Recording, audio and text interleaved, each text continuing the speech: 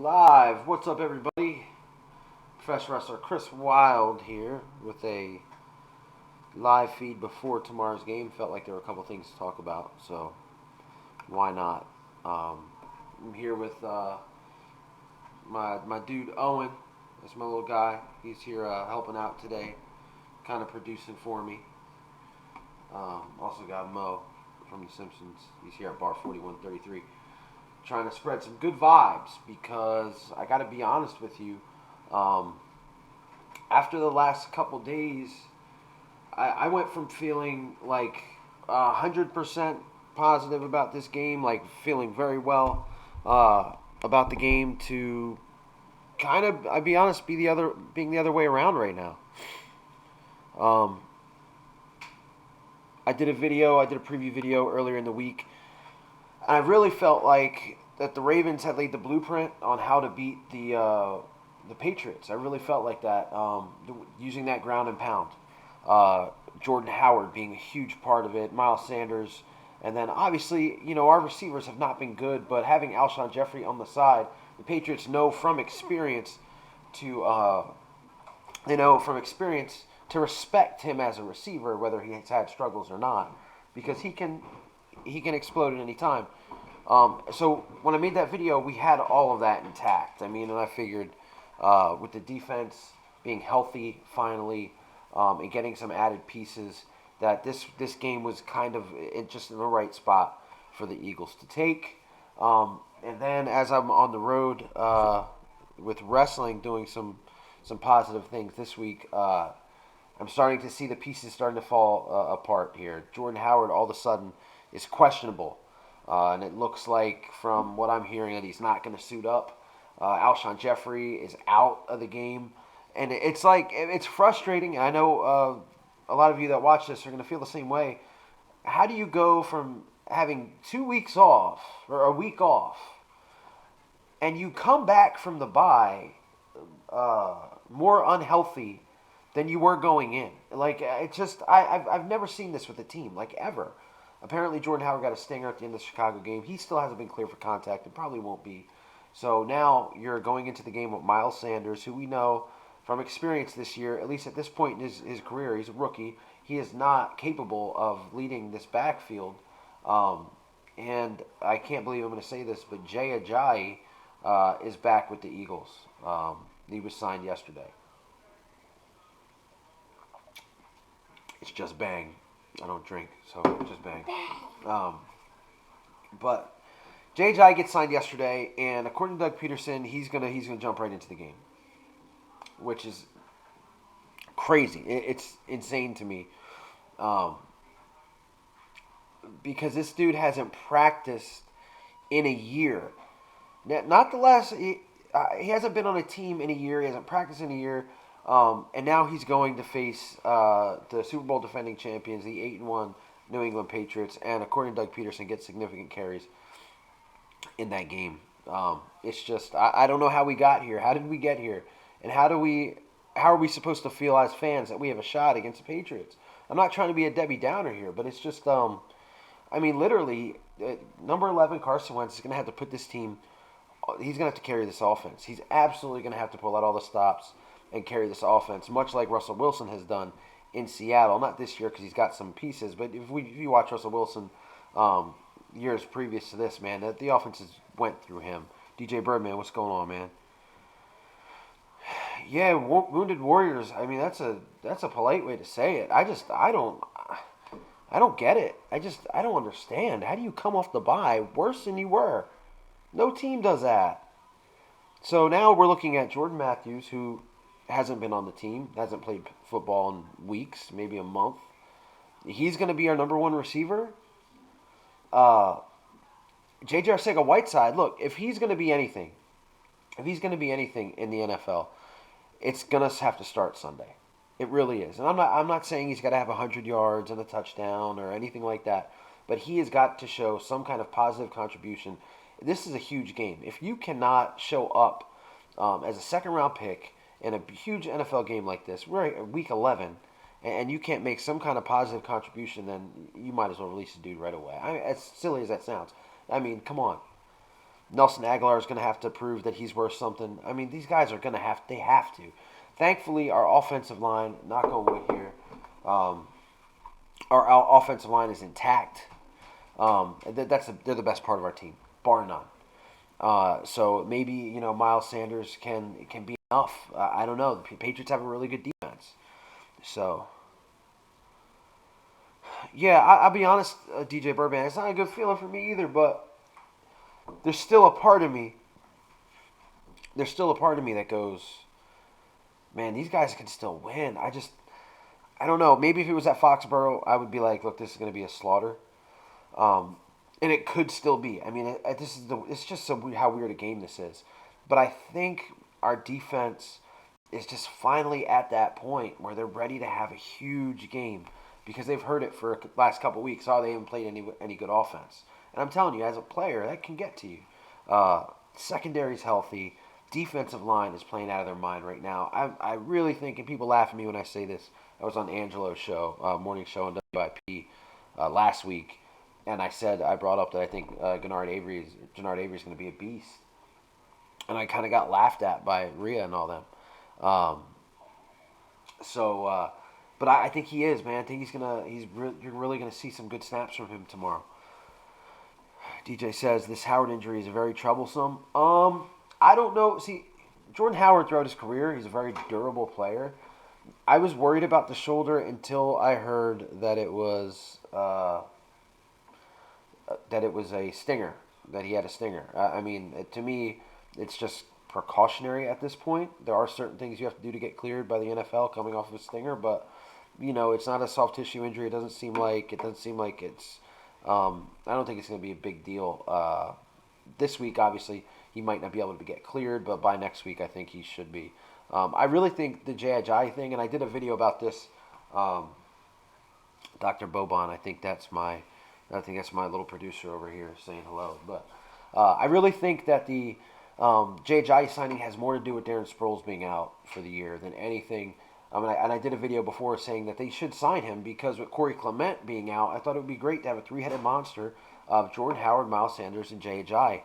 And I think that they still can do that down the pike. But Ike Reese has said that the J.J. signing doesn't have anything to do with Darren because he's not going to do what Darren did for the team. They already got Boston Scott who does that. But I hate to disagree with somebody that played in the NFL. But look, they are now depleted another running back. You lost Corey Clement and you now lost Darren Sproles. So you got this Henderson dude on the practice squad that I'm sure they don't want to have to use. And you've got Boston Scott, who I don't think they like to begin with. And Boston Scott's going to be their return kicks.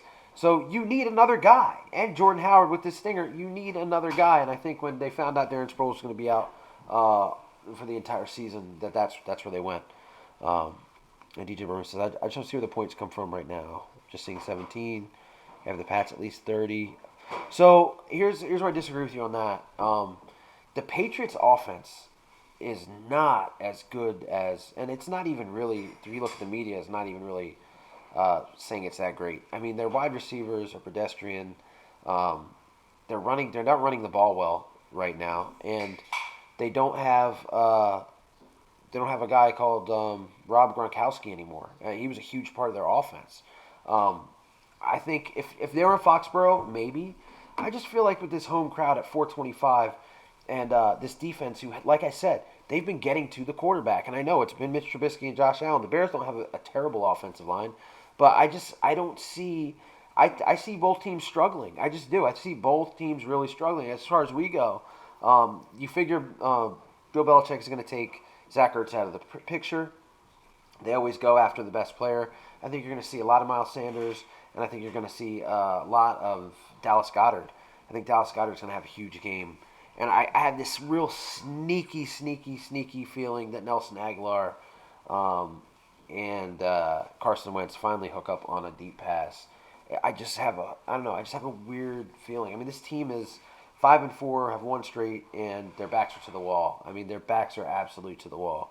And if Dallas somehow slips up tomorrow and loses to the Lions, I mean, the amount of motivation this team should have going into it. They play for Doug Peterson, and this is a Doug Peterson game, an absolute Doug Peterson game. The Eagles need this game way more than the Patriots do. I also read that the Patriots are going to be missing a couple people out of their secondary.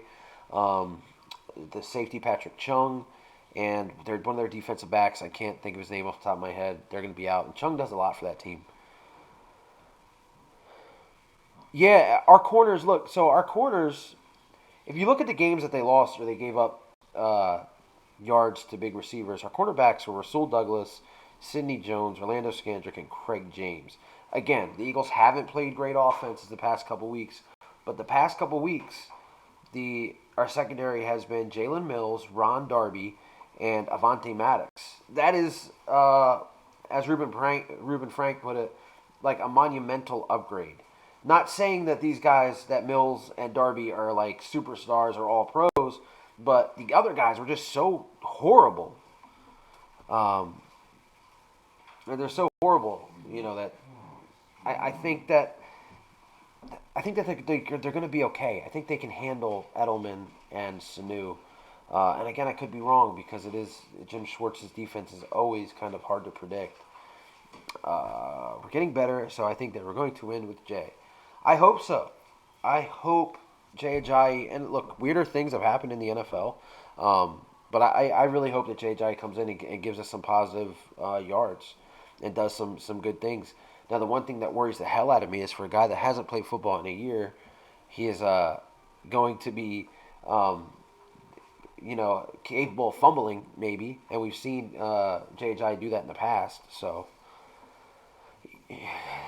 Birdman says the D-line has to show up for our secondary to have a shot. Cox needs to have a big game. Absolutely agreed. And I think Fletcher Cox is finally looking like himself. Finally. I think that is so true. Tom Brady isn't a mobile quarterback at all. Now, the Eagles' defensive line has had trouble with guys like Kirk Cousins, who kind of is, kind of the same quarterback that a Brady might be. Brady gets the ball out of his hands real quick. But Jim Schwartz has been throwing in some blitzes lately. If they're going to try to pressure Brady all day long because they know if they don't, they're cooked. So, and I don't agree. We don't need Nick Foles back. I do not agree with that.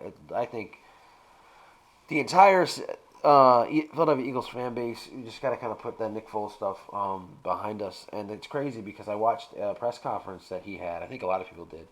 I think a lot of people watched his press conference and he was talking about some of the things that he went through when he was hurt and how being hurt was a blessing. And it was kind of like a mini sermon, but he had me wanting to run through a wall. I mean, this dude, there's nothing not to like about him. I hope he brings the Jaguars to the playoffs. But, Carson Wentz is a better athlete and better quarterback, I think, than Nick. And Nick can't get through a 16-game season. Maybe everyone was talking about Wentz, but he can't. He got hurt earlier this year, so. Jernigan, I almost forgot. I think a lot of people are forgetting about Timmy Jernigan. Yeah, he should be pretty healthy. I mean, he came back for a couple snaps against Chicago a couple weeks ago, but that's huge too, man. I mean, that's what people like. I hear these guys on the radio, and they're talking about, and the Eagles faced great. I heard the guy just coming in here. I don't know what his name was. He's on WIP now, and he's talking about, never the Eagles faced good quarterbacks with the exception of Aaron Rodgers. Oh yeah, because he's not. I love that, the exception, because it doesn't fit your argument. They always lose. Look at Matt Ryan. Look at Matt Stafford. Okay. The Atlanta Falcons game, the Eagles thought they were going to have a full staff on offense, end up going into the first quarter with Whiteside and Hollins as your starting wide receivers. And you had a chance to win the game, but Nelson Aguilar drops a football, the game winner. The Lions game, J.J. Arcega-Whiteside has a football in his hands in the end zone, a ball that he's known for catching in college. He drops it. That would have been a win. So the Eagles would have been sitting here 7-2.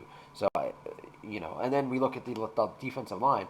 We went from having Malik Jackson and Fletcher Cox to Fletcher Cox and Hassan Ridgeway to Fletcher Cox and Anthony Rush to now finally Fletch and Jernigan back together. Philly Mike, what's going on, dude? Philly Mike says, think the J-Train can do what Howard, as he's not better. And I need to get healthy dogs. We can extend them. Thanks for subbing me. I subbed you too, man. I love this about this platform as we get to support each other and just kind of, man, we're all feeling the same shit. It's a good outlet to be able to speak with each other about this. Look, man, I've always liked JJ, and if he's finally healthy, I mean, again, this game I'm not expecting much from him, but can you imagine Jordan Howard, Miles Sanders, and JJ? Oh my gosh, what a three-headed monster! I mean, especially if Jay is healthy. DJ Birdman says Carson will always have to hear the debate until we get some playoff wins. Absolutely, and at least to the dance. But Howie has done Carson wrong this year. I feel with the receiving core. Yeah, absolutely. And look, man, Howie, I would like to give him a little bit of slack because he can't help who gets injured. But I mean, like I said before, when you sign Deshaun Jackson, you know he's not going to last the entire season. He has he ever, besides maybe his rookie year. And then there were guys available who he just didn't get. He didn't make any trades for anybody when he could have. Josh Gordon, you didn't have to give anything up for him, and you just let him slide to the Seahawks because the Seahawks, we could have gotten him on the waiver wire before the Seahawks picked him up. We decided not to. And at the time, I was like, well, there's got to be something wrong with him because like 25 other teams passed over him. But I saw a couple huge catches that he made in that Monday night win against the 49ers for the Seahawks. So, and his would be a hell of a lot better option. No disrespect to Jordan Matthews, but I mean, come on. Philly Mike, what's your prediction of the score, and what is your, so to speak, key to victory?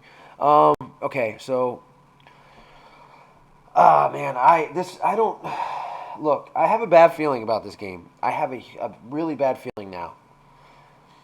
But I still feel like, and this might be the homer in me, this might be wishful thinking, I still feel like the Eagles win, man. I still feel like they win. I'm going to say 24-20. I'm going to be saying 24-20 with the key to victory being defense. Everyone's talking about the offense. The Philadelphia, we are going to have a couple huge defensive plays this game. I really think it's going to happen. So, Dr. Bowman says prediction 37-29. I hope he 37-29 Eagles, but golly, that would make Vegas horribly mad if they have that many points. DK Metcalf and Gordon might hurt us next week. Can you believe that? Yeah. Two guys that should be in Midnight Green. Metcalf got picked up after Arcega-Whiteside, and Gordon, of course, we could have had, and now they might end up beating us, and that would be such a Philly thing. But really, this week, and when you bring up Metcalf, it makes me think of Arcega-Whiteside. This kid, I've read some quotes from him. They asked what he did during the bye week. Did he go anywhere? He said no. He's just been studying. He's just been trying to get better. He knows this is his second chance and second opportunity. He's a smart dude. Look, the ability's there. Like, it just doesn't disappear. Like, what he did last year in college, that just doesn't go away. He was thrown into the fire kind of quick this year with huge expectations. So maybe he ends up being a big part of tomorrow's game. I mean, I think he's going to be better than he has been. And that, Philly Mike, that was your score you said in your preview. Yeah, it just feels like the right score, man. It just, because I don't see, obviously I don't see the Eagles scoring a lot of points. I think maybe we're going to have a defensive score for the first time this year. But I also don't see the Patriots scoring that much. I mean, again, their offense hasn't been, I watched the highlights from the Ravens game. It is kind of scary what Brady does with receivers. I mean, the slant routes in the middle of the field, he still gets Ben Watson involved, and Ben Watson's like 85 years old. The running backs, he likes to set up a lot of screens with James White, with Rex Burkhead. Sony Michel hasn't been good this year, but who the hell knows? He could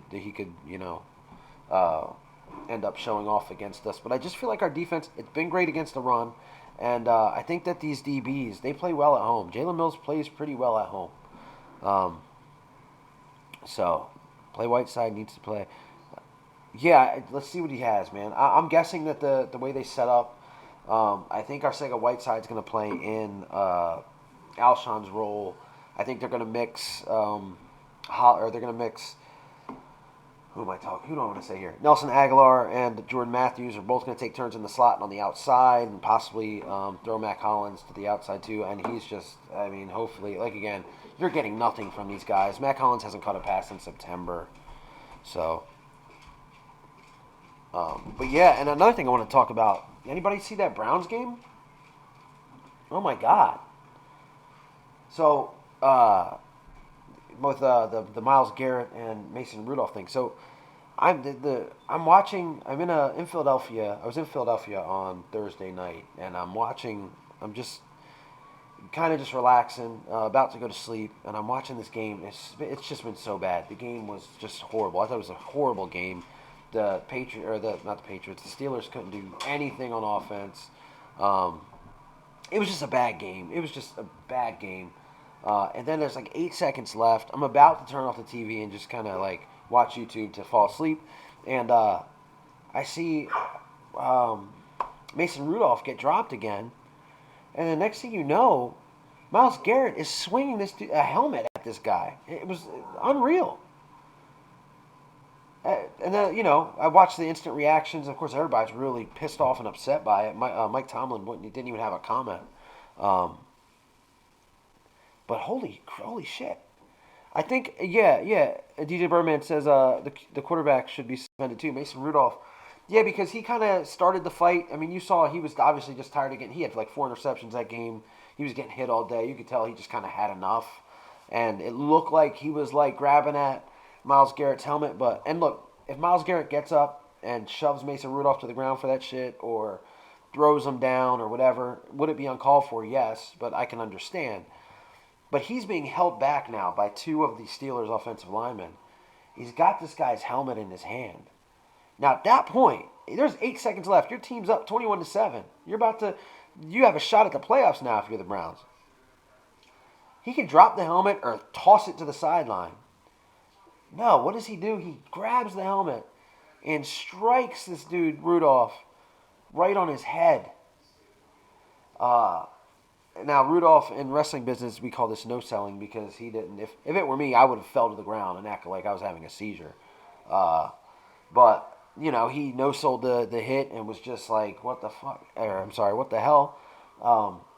And I couldn't believe it. And then Pouncey does what any offensive lineman would do. He starts throwing hands, kicks at Garrett. But if those helmets, and I'm sure everybody watching now has felt a real NFL football helmet before, they're hard because they're made to protect your head.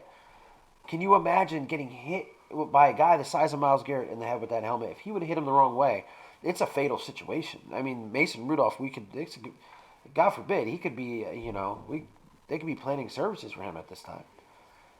Unbelievable, just disgusting. And yeah, Rudolph should be suspended because he started the thing, but that was absolute assault. And I've been watching football for a long time.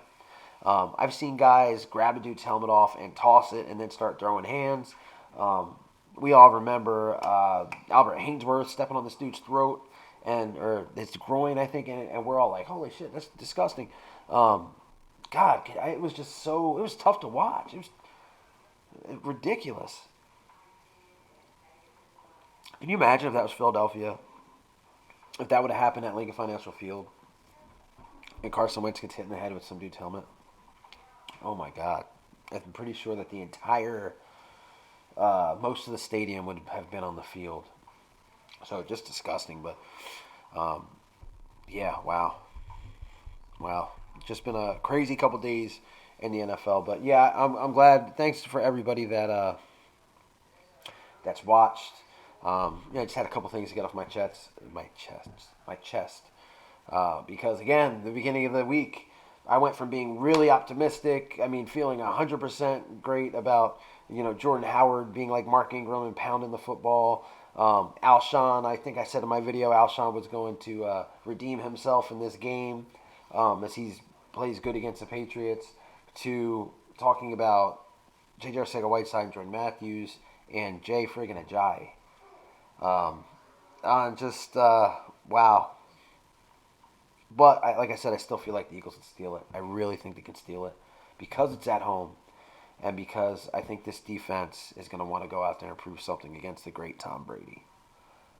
So, but we'll see, guys. We'll see. I just really hope that this doesn't turn out to be. It's not one of these. That's not a game where the Eagles are down by 14 in the first quarter. The key, like I said, to Philly Mike's question, the key is defense, and I believe the key is also starting fast. as we say every game, right? Get to the quarterback and start fast. So yeah, I'm gonna get off here. I want to thank my little buddy Owen for staying with me throughout the whole thing. Right here. Why you like showing off that tooth? This dude, he got hit. We had a birthday party a couple weeks ago. They're doing the gimmick with the pinata, and he ends up getting hit with a pinata stick. It breaks his tooth off. So really crazy. But he's a trooper. He's a trooper. He's a tough dude. Thanks for joining, Birdman. I'll see you right after, or I'll be speaking right after the game, win, lose, or draw as usual. And thanks to Philly Mike and everybody else that joined me. Let's hope that this game starts to run for us. And it's big for Carson, so I'm pulling for him. And I think the fans are ready. Let's hope the team is. 24-20. Hopefully the Birds get it done. Thanks again, everyone. Peace. Go Birds. Whoa, what happened?